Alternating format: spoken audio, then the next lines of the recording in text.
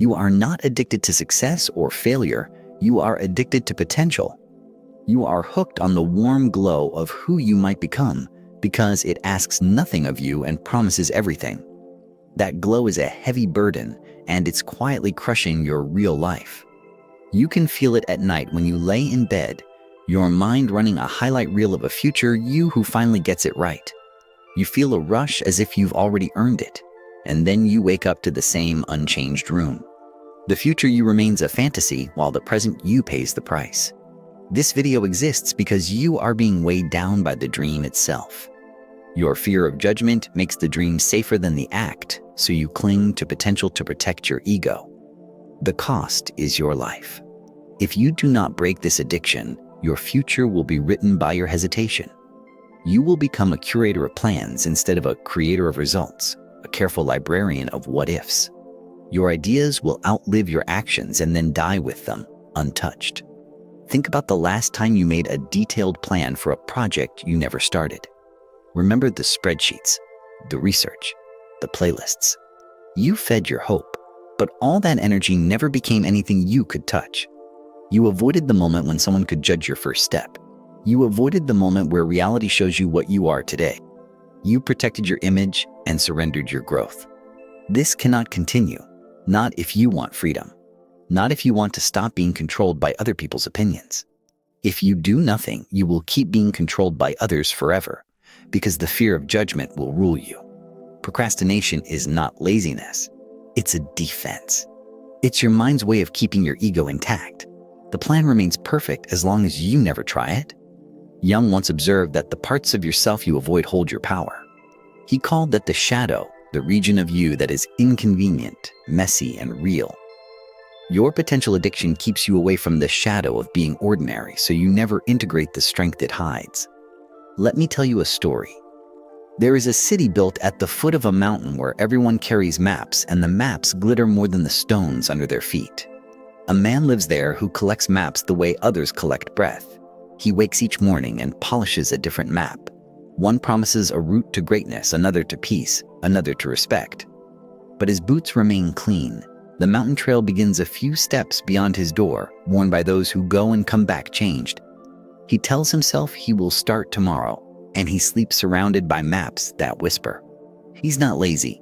He's terrified that the first step will prove he is not who he thinks he is. If he walks the trail, the mountain will measure him and the city will watch. So he keeps perfecting the plan, which is the safest way to feel like he's moving. He attends lectures about climbing gear, swaps maps in the market, and imagines the view from the summit every night. He is in love with the idea of walking. A traveler arrives who has dust on his boots and aches in his bones. He smiles when he sees the man's collection and asks a simple question: where do these maps want to go? The man realizes he has no answer. The traveler tells him the mountain does not care about your plan. It only cares about your steps. He says you carry your potential like a backpack filled with stones. It's heavy because you refuse to plant it. He points to a field near the trail where others have planted seeds from their heavy bags. Some sprouts are crooked, some strong, but all are real. The man sees that his seeds have never touched the soil. Jung believed that your future self isn't hiding in a perfect plan, it's hiding in the next honest action. He suggested that the gold you want is buried in the place you don't want to look. For you, the place you won't look is the small, imperfect first step. Why do you cling to potential? Because potential makes you invincible. No one can criticize what you might do one day. You get the thrill of progress without exposure to judgment. Your brain rewards you for imagining the outcome. It gives you a chemical pat on the back, as if thinking and doing were the same. It's a counterfeit currency that buys nothing but time lost. You also learn to fear the first draft. At school, your first try was graded. At work, your first attempt was evaluated. At home, your first idea was laughed at. Now you protect yourself with infinite revisions that never leave the house. You may call it preparation. But too often, preparation is procrastination disguised as virtue. You trade real effort for the performance of readiness. So ask yourself this: how many more seasons will you spend preparing to live? How many more New Year's resolutions will you write to avoid being seen trying in March? If you wait, your fear becomes your manager. If you ignore this now, the cost is not only lost time, the cost is identity. You become the person who has potential, not the person who acts. People will praise your promise and forget your name. Your relationships will suffer under the weight of postponed integrity. You will break promises softly and often. And in your quiet moments, you will feel your life slipping like water through a clenched fist. Now, let me show you the mountain in a different way. Imagine a forge at the foot of it, flames hungry, metal waiting. A craftsman stands there with a bar of ore, your potential, heavy, dull, honest. He can worship the bar for its possibilities, or he can put it into the fire. He knows the blade he imagines will not appear in one strike. He knows that the steel bends, cracks, and resists before it becomes something worthy. What he fears most is not the burn, but the first hammer fall. The first strike makes a sound the whole valley can hear. It is loud, imperfect, undeniable. That sound is judgment. Here's a question that could change everything. If nobody could see your first step, would you take it today? What if the only judge for the next hour is the truth of the work itself? No audience, no applause.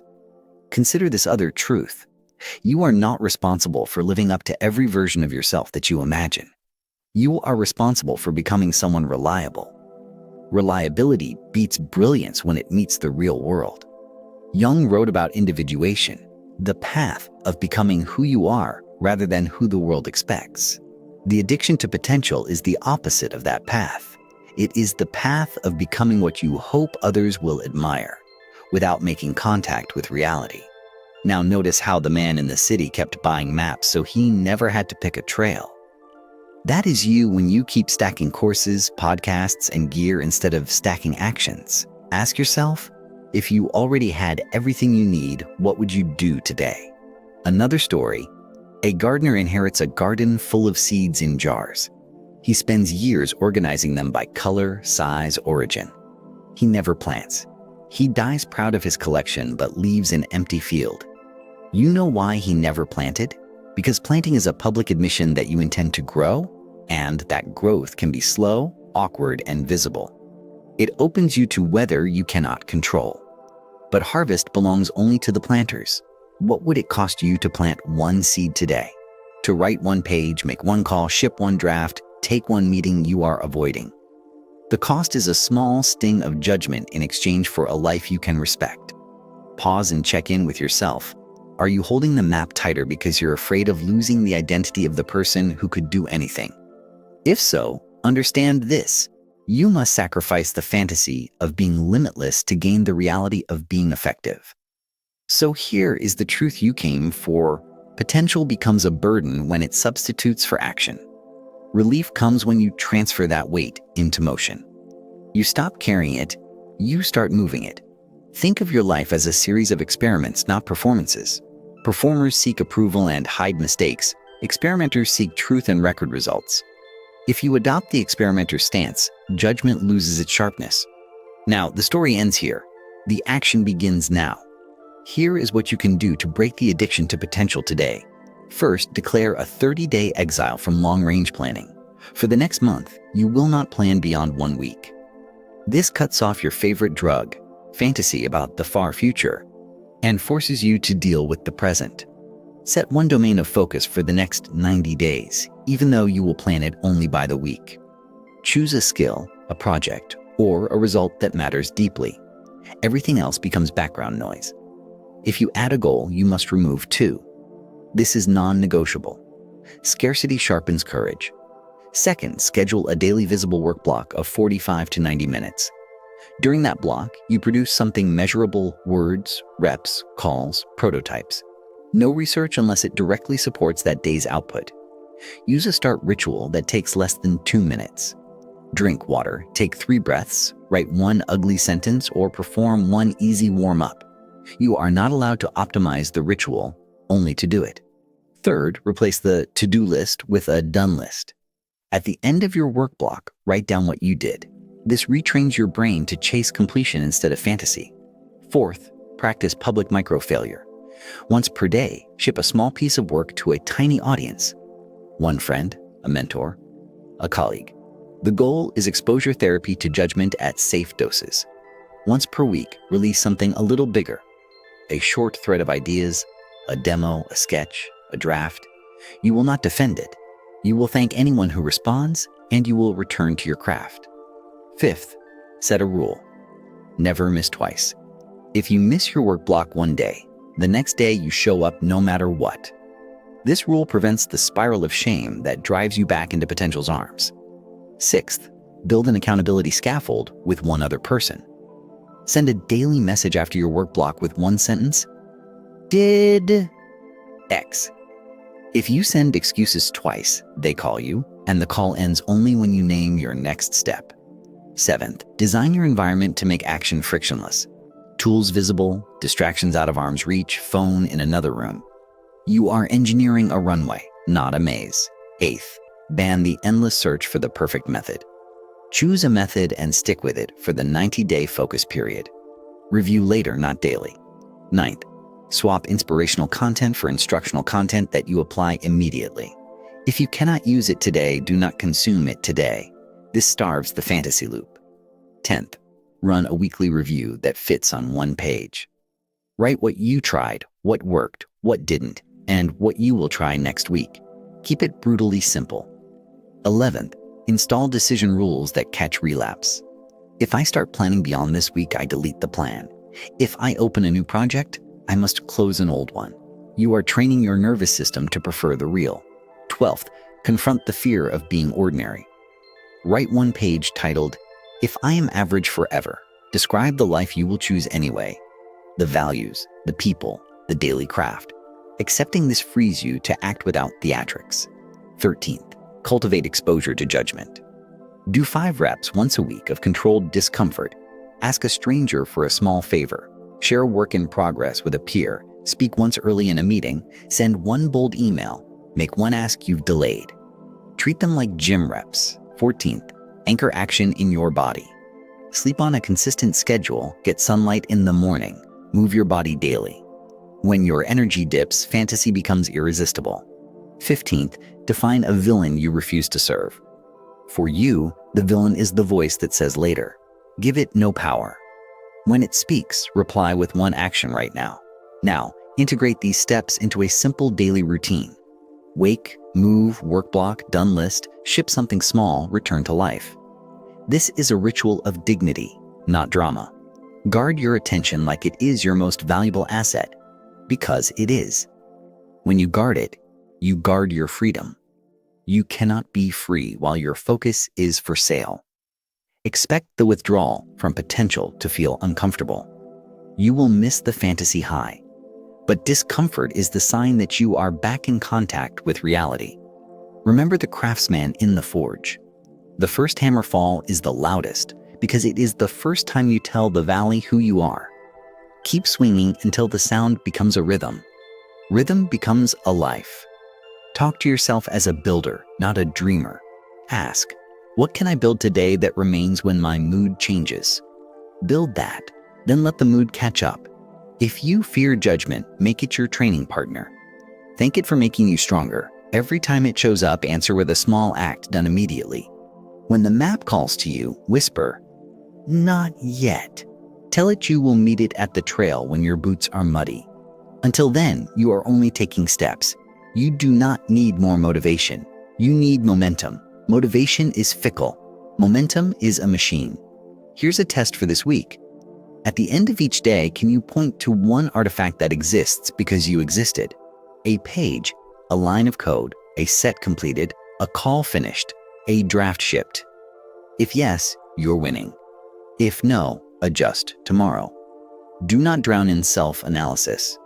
You are not a puzzle to solve. You are a person to move. Now, let's address the part of you that says, but what if I choose wrong? That fear keeps you stuck in potential because potential includes every option. You will choose wrong sometimes. That is not fatal. Indecision is. Pick a door. Stay long enough to learn. Then, if needed, choose again with better information. That is how adults operate. Tell the truth about your constraints. If you have 2 hours, you do not have a day. If you have 1 tool, you do not have a workshop. Make 2 hours and 1 tool enough. Stop outsourcing your standards to strangers. The algorithm is not your mentor. Your metrics are not your identity. Build to your own measures of craft and integrity. Treat your future self like someone you owe. Not a celebrity to admire, a partner to support. Deliver something to him today. You want growth, inner peace, and freedom. Growth comes from repeated contact with reality. Peace follows when the gap between who you say you are and what you do becomes small. Freedom arrives when fear stops calling your shots. There will be people who prefer you as the person with potential. They are comfortable with you being neutralized. Do not let their comfort make your decisions. Be wary of worshiping intensity. Discipline is quieter and kinder and wins more often. Intensity burns out. Discipline builds. Feed yourself more of what creates energy and less of what burns it without returns. Good sleep, whole foods, sunlight, conversations with honest people. This is not soft. It is strategic. If your environment mocks your ambitions, change your environment. The right room lowers the cost of courage. The wrong room multiplies it. If you backslide, do not catastrophize. Return to one small action immediately. The fastest way to heal shame is to act in alignment right now. Some days the work will feel thin, awkward, or ugly. Good. The forge is working. Ugly is the doorway to beauty. You are not behind. You are not ahead. You are at the only place that exists. Now, use it. Walk back to the mountain with the traveler. Notice the trail is not crowded. Most people are still in the market polishing their maps. You do not need to join them anymore. Your boots will get dirty. Your lungs will burn. You will stop counting steps and start trusting the slope. This is how potential becomes strength. When doubt hits, do not negotiate. Begin the next small task. Negotiation is where potential regains power. Starting is how you win it back. At night, switch the highlight reel in your mind. Replay the real things you did, not the ones you might do. This is how you train your identity to trust you. In the morning, start before you feel like it. Your mood is the caboose, not the engine. The engine is the first act. When someone tries to define you by your potential, smile and talk about your practice. Do not brag. Do not justify. Let your routine speak for you. Remember that every hero you admire was once a person who tolerated being seen at level 1. They didn't skip it. Neither will you. That's not a punishment. It's an initiation. Jung hinted that genuine transformation comes from integrating what we fear, not escaping it. You fear judgment. Bring it into the room and get to work anyway.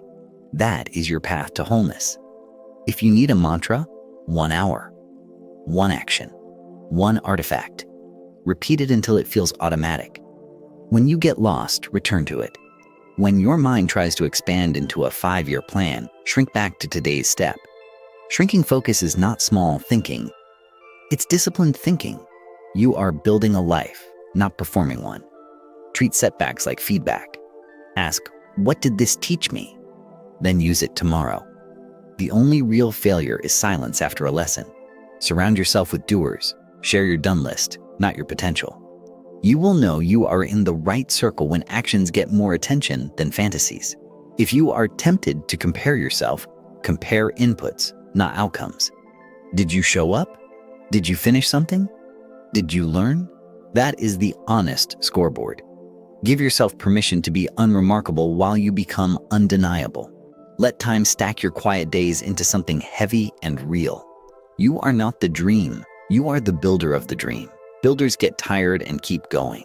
Builders get criticized and keep going. Builders are free. By the end of these 30 days, your relationship with potential will have changed. The glow will feel suspicious. The work will feel satisfying. That's when you know the addiction is breaking. You may still notice the city of maps calling. Smile once, nod, and keep walking. Your life is not a museum. It is a workshop. If you listen carefully, you will hear a different sound in your days, the sound of the hammer in the forge. It is the sound of a self you can trust. Trust grows louder with each honest strike. When the fear of judgment returns, answer it with truth. I do not need your permission to begin. Then begin. Every time. In the end, potential is not the treasure. It is the ore. The treasure is found when you melt, shape, and temper it through repeated contact with reality. That process is your life.